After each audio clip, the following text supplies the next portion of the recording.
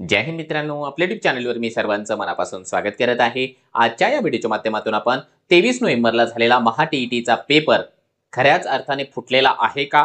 फुटलेला असेल तर आरोपी खऱ्याच अर्थाने पकडले गेलेले आहेत का? आणि पेपर फुटला म्हणून हे पेपरच पूर्णपणाने जे आहे परीक्षाच ही रद्द केली जाणार आहे, अशा प्रकारच्या चित्रविचित्र ज्या काही गोष्टी मार्केटमध्ये आणि सोशल मीडियावरती चालत आहे, त्यामध्ये कुठपर्यंत सत्यता आहे त्याविषयी आपण सविस्तर माहिती या व्हिडिओच्या माध्यमातून जाणून घेणार आहोत। परंतु तत्पूर्वी आपण जर चॅनलवर नवीन असाल तर आमचे चॅनल सबस्क्राइब करा, साईडचं जे बेल आयकॉन आहे त्याला देखील प्रेस करा, जेणेकरून शिक्षक भरतीच्या संदर्भामधल्या कोणत्याही माहितीची अपडेट आपल्याकडून मिस होणार नाही। आणि मित्रांनो, आपण जर का या टीईटी मध्ये पाहिजे तसा स्कोर करू शकलेला नसाल, परंतु आपल्याला या ठिकाणी शिक्षक भरतीमध्ये पहिली ते 8वी वर्गाकरिता पात्र व्हायचं असेल तर तुमच्याकरिता आहे गोल्डन अपॉर्च्युनिटी। 8 फेब्रुवारीला सीटीईटीची एक्झाम होणार आहे।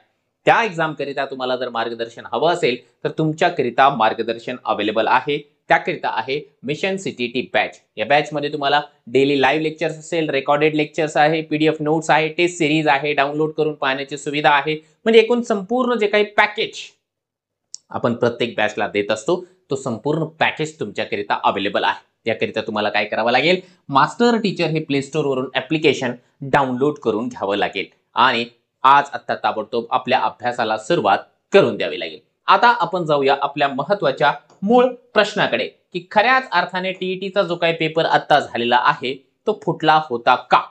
तर बघा, या ठिकाणी तुम्हाला दिसत आहे दैनिक पुढारीमध्ये आलेली ही न्यूज आहे आणि या न्यूज मध्ये बऱ्याच अंशी सत्यता आहे। बघा, आता एकूण आपण सगळ्या गोष्टी पाहण्याचा प्रयत्न करूया की काय घडलेलं आहे। बघा, टीईटीचा पेपर जो आहे तो फोडण्याचा प्रयत्न झालेला आहे आणि या प्रयत्नामुळे 5 शिक्षक जे आहे गजाआड देखील झालेले आहेत, जेरबंद देखील झालेले आहेत आणि यामध्ये जे आहे 9 जणांना अटक झाली, त्याच्यासोबत 8 त्याच्यापेक्षा वेगळे लोक संशयित ताब्यात आहेत आणि कोल्हापूर जिल्ह्यामधली ही घटना आहे आणि अतिशय दुर्दैवी अशा प्रकारची घटना आहे। कारण आपण शिक्षकी पेशामध्ये आहोत, शिक्षकी पेशामध्ये जे आहे अशा प्रकारच्या घटना म्हणजे शिक्षकी पेशाला काळिमा फासणाऱ्या घटना आहेत। आता यामध्ये काय सांगितलंय बघा, याचा जो मुख्य सूत्रधार आहे ना तो साताऱ्याचा आहे, सर्व संशयित राधानगरीचे आहेत, कागल तालुक्यामधील आहे। स्थानिक गुन्हे अन्वेषण व मुरगुड पोलिसांनी जी आहे कारवाई देखील केलेली आहे। त्यातल्या त्यात संशयितांनी 2 दिवसांच्या संशयित जे आहेत त्यांना 2 दिवसांच्या पोलीस कोठडीमध्ये ठेवण्यात आलेला आहे। याचा अर्थ काय आहे की यांनी खऱ्याच अर्थाने महा टीईटीचा पेपर फोडण्याचा प्रयत्न केलेला आहे।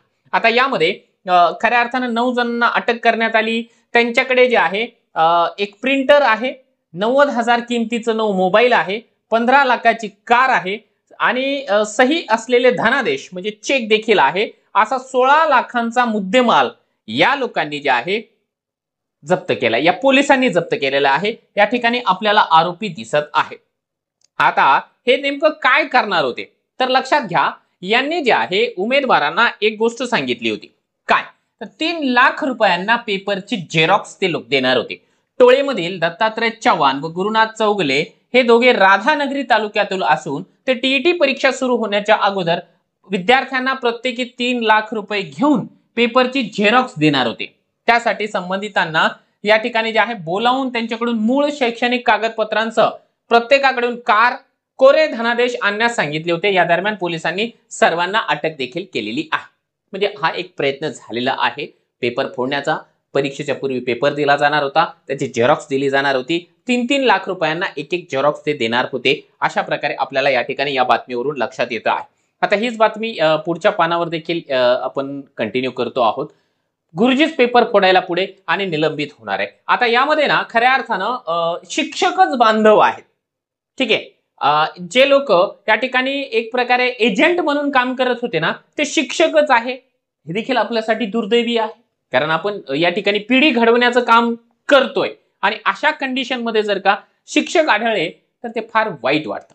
आणि पेपर फुटीचं जे कनेक्शन आहे ते साताऱ्यासोबतही होणार आहे का? आता पोलीस काय करणार आहे की एक आरोपी सापडला तर त्याच्याकडून दुसरी माहिती मिळते, दुसऱ्या आरोपीकडून तिसरी माहिती मिळते। ही जी चेन आहे, पोलीस जे आहे व्यवस्थितपणाने संपूर्ण शेवटच्या घटकांपर्यंत पोहोचत असते। म्हणजे जेवढे जेवढे याच्यामध्ये संशयित असतील, आता यामध्ये असं ऐकण्यात येते आहे की यांच्याकडे एक यादी आहे, त्या ज्या लोकांनी पैसे दिले किंवा डील केली वगैरे वगैरे जे काही असेल ते, त्या सगळ्या उमेदवारांना जे आहे या ठिकाणी संशयित म्हणून कदाचित त्यांची चौकशी होऊ शकते. हे थोडंसं सेन्सिटिव्ह अशा प्रकारचं प्रकरण आहे. हे आता एकाच न्यूजपेपरनं दिलेली बातमी नाहीये, तर हे पुण्यनगरीमध्ये देखील सेम बातमी आलेली आहे. ठीक आहे, 16 लाखांचा जो मुद्देमाल आहे तो जप्त करण्यात आलेला आहे. हे त्या उमेदवारांची नावं आहे. मी काय ते नावं वाचून दाखवण्यामध्ये इंटरेस्ट नाहीये मला. त्याच्यानंतर टीईटी परीक्षांचं जे नियोजन करणारे जे झाले आहे फितूर, उत्तर भारताशी जे आहे धागेदोरे लागलेले आहे. याच्यामध्ये एक आरोपी आहे. त्या आरोपीच्या संदर्भामध्ये ना एक इंटरेस्टिंग गोष्ट या ठिकाणी आलेली आहे की मोबाईलच त्या माणसाने जे आहे फॉर्मॅट केलेला आहे. ह्या गुन्ह्याचा एक सूत्रधार आहे या नावाचा. त्याला पोलिसांच्या कारवाईची चाहूल लागली होती. त्याच्या भावानं त्याला अगोदरच सांगितलं होतं की त्याच्या भावाला या ठिकाणी ताब्यात घेतल्यामुळे त्याने त्याचा मोबाईलच फॉर्मॅट करून टाकला आणि सर्व mobile number, message, upload, download files सगळ्या डिलीट केल्या आणि व्हॉट्सअप आणि गुगल अकाउंटचा जो बॅकअप आहे तो देखील डिलीट केलेला आहे. म्हणजे कशाला कोणाला कशाचाच वेळ लागायला नकोय. परंतु तरी देखील जे आहे त्याच्या भावाच्या मोबाईल मधून जे आहे डेटा घेतला जातो, कारण त्याचा भाऊ सापडला, त्याचा मोबाईल सापडला आणि डिजिटल टेक्नॉलॉजी असल्या कारणाने जे आहे फारशा काही गोष्टी लपून राहत नाही. सगळ्या गोष्टी ज्या आहेत ऑनलाईन आहे. कुणाशी बोलले, काय बोलले, त्या सगळ्या. हे बघा, मी आता जे बोललो ना की या व्यक्तीकडे जे आहे ना 130 परीक्षार्थींची यादी आहे. आता कदाचित त्यांच्यासोबत जे आहे त्यांची डील झालेली असेल आणि त्याच्यामुळे त्या लाभार्थींचे धाबे दणाणलेले आहे. पेपर फुटीचा लाभ घेऊन पात्र ठरलेल्या परीक्षार्थींचा शोध पोलिसांकडून सुरू आहे. नोकरी जाण्याची शक्यता असल्याने त्यांचे धाबे दणाणलेले आहेत. आता हे कार्यरत शिक्षक आहेत की शिक्षक भरतीची प्रतीक्षा करणारे उमेदवार आहेत, त्या बाबतीमध्ये आपल्याला सांगता येणार नाही. ठीक आहे, जेव्हा माहिती समोर येईल, पोलिसांची चौकशी होईल, त्याच्यानंतर जे आहे आपल्याला जी काही माहिती बाहेर पुरवली जाईल पोलिसांच्या वतीने, ती माहिती आपण तुमच्यापर्यंत पोहोचवण्यासाठी निश्चितपणाने प्रयत्न करणार आहोत. मित्रांनो, तर अशा प्रकारे जे आहे एक प्रकारे धक्कादायकच बातमी आहे असं आपण म्हटलं तरी हे चुकीचं ठरणार नाही. कारण जे आहे आपल्याला एक शिक्षकी पेशा फार शुद्ध वाटतो आणि आहे देखील तो, आणि आपण त्याला त्याच पद्धतीने राहू द्यायला पाहिजे. आता या बाबतीमध्ये आपण सर्व उमेदवारांच्या वतीने, ज्या उमेदवारांनी टीईटीची परीक्षा दिलेली आहे त्या उमेदवारांच्या वतीने या ठिकाणी महाराष्ट्र पोलीस म्हणा किंवा जे काही प्रशासन आहे यांनी की सतर्कता दाखवून पेपर फुटण्यापासून या ठिकाणी वाचवलेला आहे, अशा पोलीस प्रशासनाचं या ठिकाणी जाहीर जे आहे अभिनंदन करतो आहोत की त्यांनी वेळीच या ठिकाणी जे आहे अशा आरोपींना पकडलं. आणि आता इथून पुढे काय हा एक प्रश्न असेल. आता हे जर का फुटला असेल, काही उमेदवार या ठिकाणी पकडल्या गेले असेल, तर मग परीक्षाच रद्द होते का काय? कारण मार्केटमध्ये काय होतं की ज्यांचा पेपर खराब जातो किंवा जे पेपरमध्ये क्वालिफाय करत नाहीत अशा उमेदवारांचा जो आहे एकच झेंडा असतो की पेपर रद्द होणार आहे. मग आता हा प्रश्न आहे की पेपर खऱ्याच अर्थाने रद्द होणार आहे का? तर मित्रांनो, अशा प्रकारे काहीही या ठिकाणी जे आहे आतापर्यंत ऐकायला मिळत नाही. ठीक आहे, यांना जेरबंद करण्यात आलेला आहे, गजाआड टाकलेला आहे, परंतु याचा अर्थ असा नाही की प्रश्नपत्रिका बाहेर आलेली आहे किंवा कुणाला तरी देण्यात आलेली आहे.